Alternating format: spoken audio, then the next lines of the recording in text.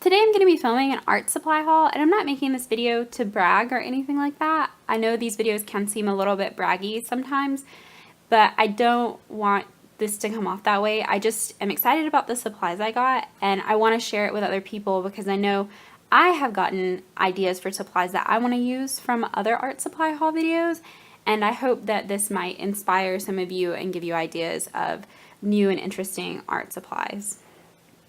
So first up, I got a few Prismacolor Colorase pencils for sketching. These are really good for sketching because they're not quite as dark as just like your black pencil, and I kind of think it's fun to sketch in multiple colors. So I got some blue and some red Colorase pencils, and these are just like a fun pencil. The eraser works really well on the Colorase pencil, but I also usually keep just like your regular pink pearl eraser around. These are actually my favorite erasers out of all erasers that you could use for art supply. I know some people might use a little bit fancier artist eraser, but I really like these. I also like kneaded erasers, but you can't go wrong with a pink pearl and some Colorase pencils. So the next thing up is something my fiance actually got me for our anniversary, and I haven't been able to use it yet, but I really am excited to use it. And it's a set of Daler Rowney water mixable oil paints. I really like watercolor, and if you've watched my other videos, you've probably seen that I'm primarily a watercolor artist, but I like the idea of being able to mix in oil as well, because oil doesn't dry as fast as acrylic. So that's why I'm really excited to have these oil paints. And a good thing about water mixable ones is that you don't have to have kind of like the paint thinners that you would have to have for regular oil paints. So I'm really excited to try the water mixable ones. And if I like these, I might move into getting like a regular oil set where I would have to use like the mineral spirits to thin or dilute the paint. But these can be thinned with water, so they're a lot safer, and especially since I have two very curious kittens, I think that they'll be a little bit better than keeping like a mineral spirit on hand. And he also got me, and this was a really sweet and thoughtful gift, and it's going to be very crinkly, because I don't want to use my brushes that I have now that I use with watercolor and sometimes acrylic. Oh, Millie. Sorry, my cat's crinkling the paper. Millie. I don't want to use the brushes I have now for oil because I don't want to ruin them. Do you like the paper, Millie? So my fiance actually ordered these, and this was all ordered from Dick Blick. I order a lot of art supplies from Dick Blick, but I had never seen these before. These are imperfect brushes, so let me just take them out. He ordered me a really large set of brushes that, I mean, some of them are, like that one's not the greatest quality, but of just kind of like brushes that I could play around with for oil paint and maybe even some acrylic, but that's a nice brush. And it's just kind of like got some small mistakes on it. So if you're kind of interested in getting into oil paint or acrylic or what have you, this could be a good way to get brushes, is to order brushes that are slightly imperfect. I mean, they're not going to be obviously the most amazing quality of brushes, but if you're just getting into painting, like this one's so nice. I really like this brush, it's so soft. If you're just getting into painting, this could be like a really good way to go, or even if you wanted to order a large set for your kid or something. So I think these came out to like less than 50 cents a brush, and there were like 42 in there. So they'll be really nice to use with my oils, so I don't have to mess up my larger, or my nicer, well, nicer-ish brushes that I use for acrylic and watercolor. So that was a really thoughtful gift from him, and I'm really excited to try out some oil paint in the near future and hopefully make a video on that. But yeah, if you want to see a video on this oil paint, let me know in the comments, and I'll make sure to make some sort of video for everyone. The next thing I got, and I got this for Christmas, so I have used these, and I got these from my future mother-in-law, and she's like such a great lady that she really supports my kind of artistic hobbies. She's a quilter, so she's kind of trying to get me over to the dark side of quilting, but she got me some of these Sakura Microns, and you've probably seen them if you watch a lot of art videos. People use these for lining because I'll pull them out. This is a 5 set, and I've actually found that the cheapest place to buy these microns is off Amazon. I'm not sure where she bought them, but you can get a pretty decent set off Amazon if you just kind of want to get all sizes. If you have a particular size you're interested in, you might have to buy those from like Dick Blick or something, so you can buy them individually. But these come all the way from 0.2 millimeter all the way up to 0.5. And if I can find, this is 0.5.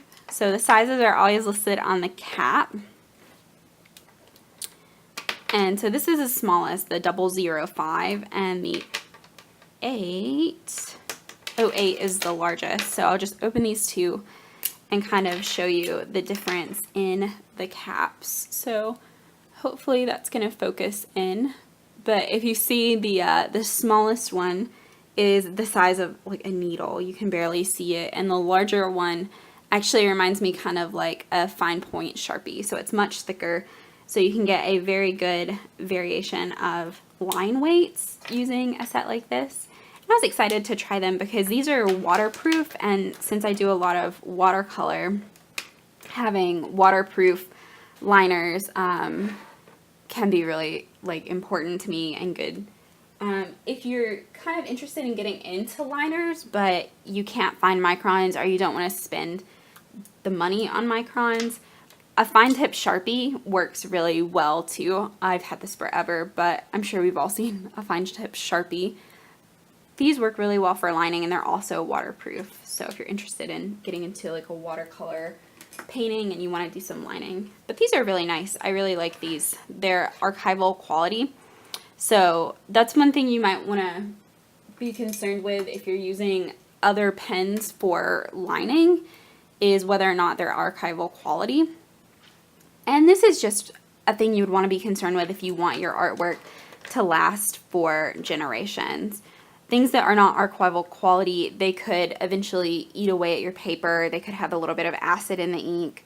They could fade very quickly. But if you get a good archival ink, it should last for quite a long time. And that's what people don't understand sometimes when they're first getting into art, is the difference in price and supplies. Like, why is this so much more expensive? But a lot of times, and not always, things are more expensive because the art supply is made to last for generations. So these were a really thoughtful gift from her, and I'm really excited to use them more. But so thank you for those. And another gift I got, this was something I got from my future mother-in-law and father-in-law when I graduated with my master's degree a little bit ago, and I haven't got to use these too terribly much, but they're Winsor & Newton designer gouache, and I actually saw YouTube videos on these, and that's where I was like, I want this. I hadn't really heard of these before, so this is why I kind of want to make haul videos, is because maybe you haven't heard of this before, but this is basically like an opaque watercolor. And Winsor & Newton, these are professional, so you can get cheaper ones maybe at Michael's or Hobby Lobby, but I couldn't really find many like mid-grade supplies and gouache, and I don't know if that's just because I didn't find the right places or because they don't make mid-grades, but I could just find kind of like the very cheap stuff that you could buy that's $4 or $5 for a set, which is good if you want to like experiment with it and see if you like it at all. But I knew I would probably like it because I like watercolor, and gouache is just a very opaque watercolor. So I went ahead and I made a wish list of art supplies I wanted, and I got surprised with these by my future mother and father-in-law for my graduation, and it was a really great gift. And I have done a few little pieces just with them. So this is a piece I did really, really quickly. It's just on Canson watercolor 4x6 paper, and it's kind of held together in a block. But so this is the deep color that you can get with a gouache, and it's so nice and so opaque. And I'm excited to use these. I know a lot of watercolor artists actually use the white a lot because white watercolor is kind of a crapshoot, but this is a nice white, so I'm really happy with these and excited to use them more, and really thankful that I got this for a gift. So I was really excited when I unwrapped it.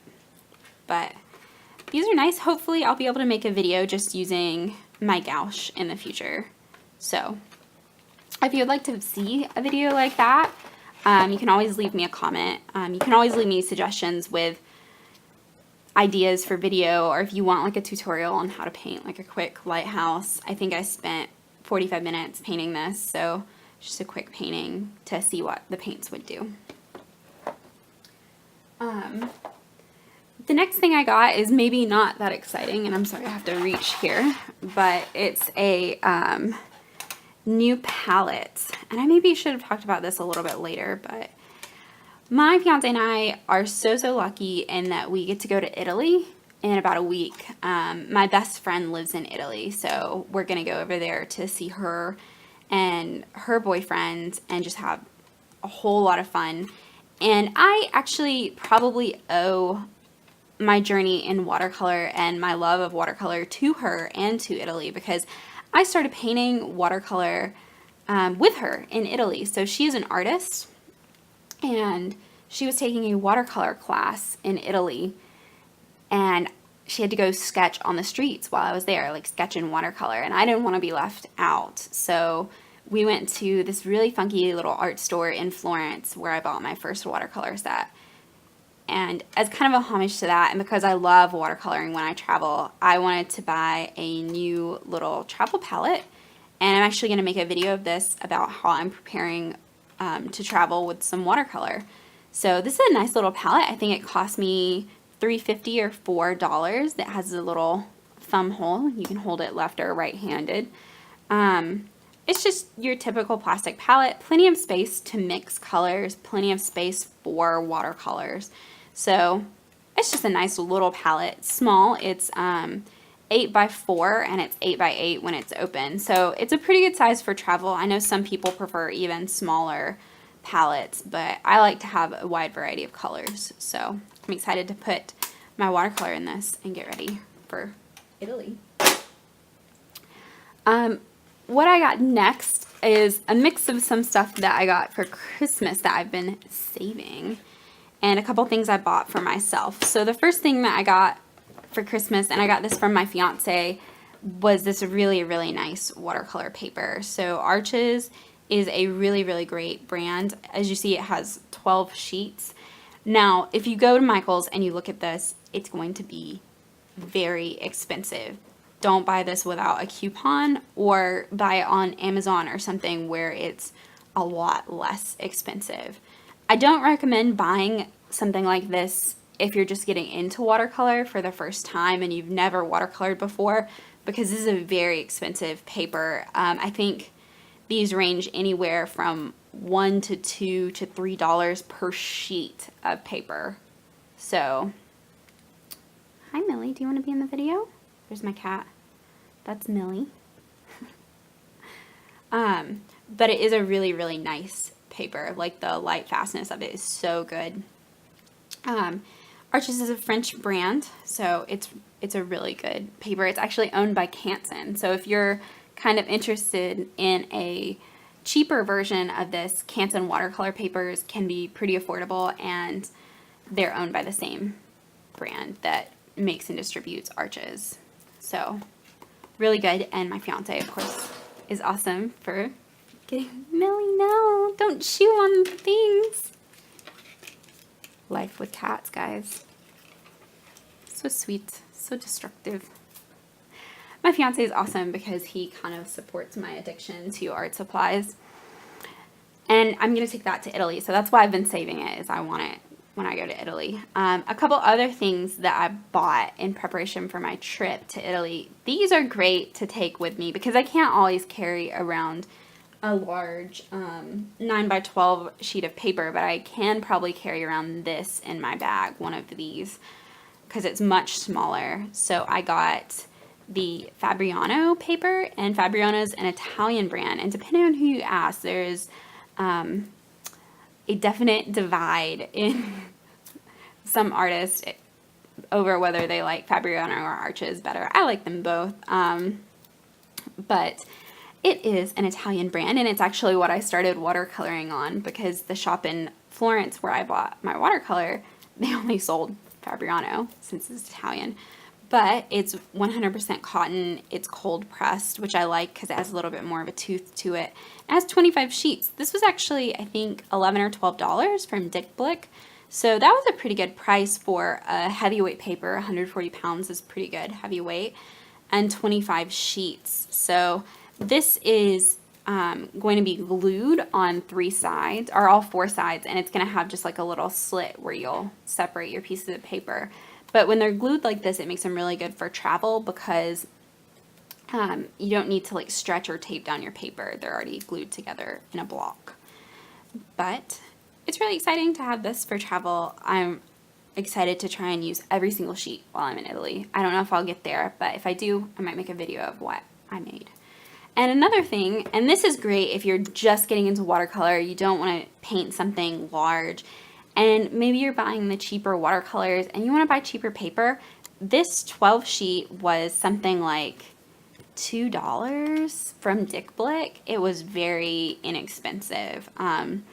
Strathmore paper is pretty good. I like it. I like the series 300 paper, I think, a little bit better than the 400, but I'm excited to try this. It's 5.5 by 8.5 inches, and it's 140 pounds. So it's the same weight as the Fabriano. I will say I've noticed that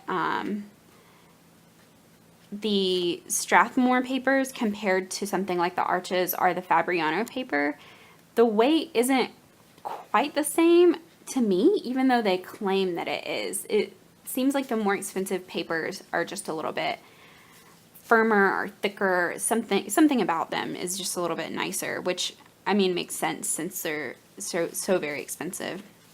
But this is just kind of like a sketchbook, so this is exciting. And my cat is attacking a bag. I'm sorry.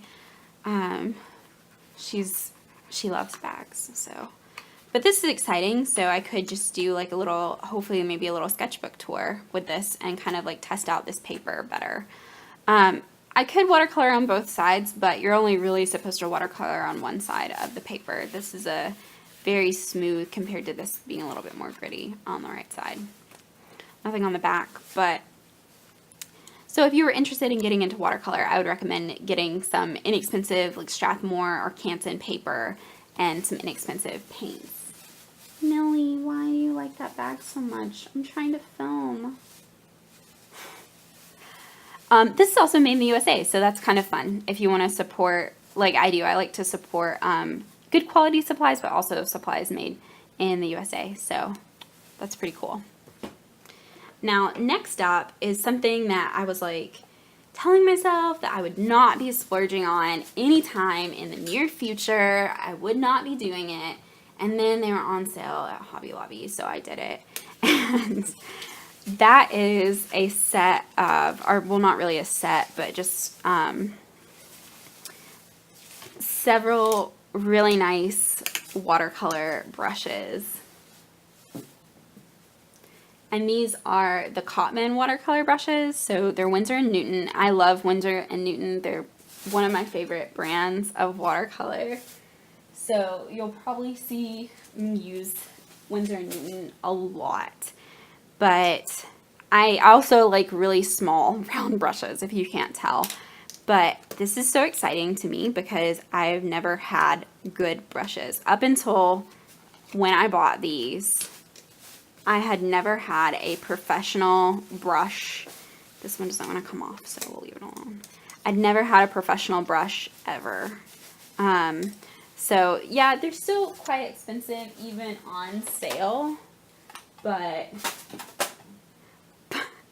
But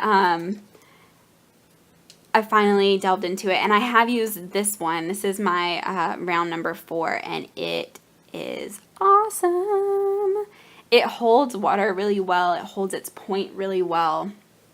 And it's just a really, really good quality brush. So I'm really excited to have some like very fine tipped ones. Like I said, I paint with very small brushes a lot. This is a 0. It's just, my favorite brushes are small. But I also got a few larger ones for doing washes. So they were pretty good. They were on clearance. I normally wouldn't buy these because they're normally a little bit more expensive. I usually, and up until this point, I have just bought like stuff that's in a set and it's pretty cheap. I mean, you can see these brushes are not anything special. They came in just kind of cheap sets from either Walmart or Hobby Lobby or Michael's.